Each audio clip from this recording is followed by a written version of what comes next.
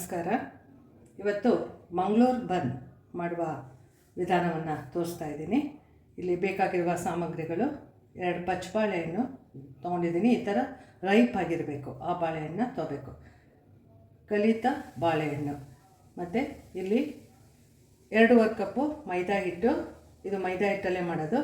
2 tea spoon sugar, 1/4 tea spoon soda, 1 cup ಹುಳಿ ಮೊಸರು ತೊಗೊಳ್ಳಿ, 1-2 ಸ್ಪೂನು ಎಣ್ಣೆ ಕಲಸೋದಕ್ಕೆ, ಮತ್ತು ರುಚಿಗೆ ತಕ್ಕಷ್ಟು ಉಪ್ಪು, ಮತ್ತು ಜೀರಿಗೆ 1 ಸ್ಪೂನ್ ಜೀರಿಗೆ ಬೇಕಾಗುತ್ತೆ.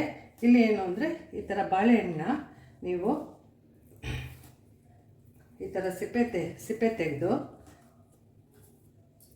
ಈ ಥರ ಮಿಕ್ಸಿಗೆ ಹಾಕ್ಕೊಂಬಿಡಿ. 2 ಬಾಳೆಹಣ್ಣು ಈ ಥರ ಮಿಕ್ಸಿಗೆ ಹಾಕ್ಕೊಂಬಿಡಿ.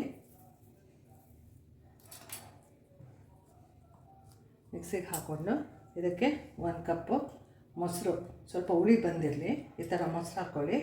ಮತ್ತು ಇಲ್ಲಿ ನಾನು ಹೇಳ್ದಂಗೆ ಸಕ್ಕರೆ, ಸೋಡಾ 1/4 ಟೀ ಸ್ಪೂನ್ ಸೋಡಾ ಹಾಕಿದ್ರೆ ಸಾಕಾಗುತ್ತೆ.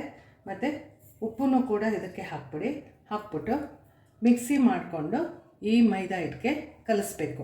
ಇದು ಒಂದು ಚಪಾತಿ ಡೋ ಕಲಿಸ್ತೀರಲ್ಲ, ಆ ಕನ್ಸಿಸ್ಟೆನ್ಸಿಗೆ ಕಲಿಸ್ಕೊಂಡು ಸ್ವಲ್ಪ ಎಣ್ಣೆ ಹಾಕ್ಕೊಳ್ಳಿ ಕಲಿಸ್ಕೊಳ್ಳುವಾಗ, ಮತ್ತು ಜೀರಿಗೆನೂ ಹಾಕ್ಕೊಂಡು ಕಲಿಸ್ಬಿಟ್ಟು 6 to 8 hours ಇದನ್ನು ಇಡಬೇಕಾಗತ್ತೆ. ಬೆಳಗ್ಗೆ ಮಾಡೋದಾದರೆ ರಾತ್ರಿ ಕಲಸಿ, ರಾತ್ರಿ ಮಾಡೋದಾದರೆ ಬೆಳಗ್ಗೆ ಕಲಸಿ.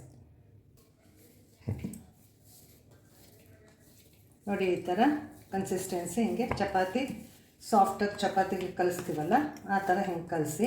2 ಬಾಳೆಹಣ್ಣಿಗೆ ಈಗ 3 ಕಪ್ಪು ಮೈದಾ ಹಿಟ್ಟು ಹಾಕಿದ್ದೀನಿ.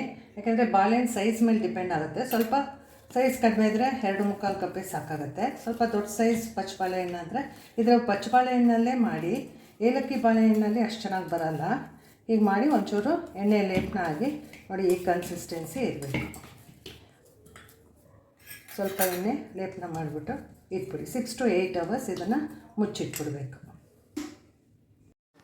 ಈ ಥರ ಸ್ವಲ್ಪ ದಪ್ಪನಾಗಿ ಒಸ್ಕೊಂಡು 1/4 ಇಂಚ್ ಥಿಕ್ನೆಸ್ ಇರಲಿ.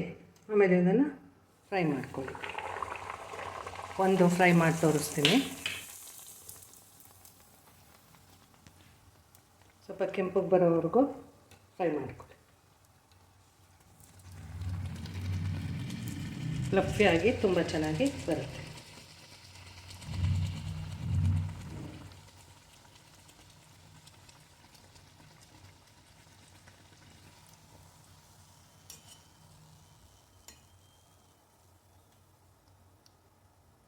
ತುಂಬ ಚೆನ್ನಾಗಿ ಬಂದಿದೆ ನೋಡಿ. ಈ ಥರ ಕೆಂಪಗೆ ಬರೋಂಗೆ ಫ್ರೈ ಮಾಡ್ಕೊಳ್ಳಿ.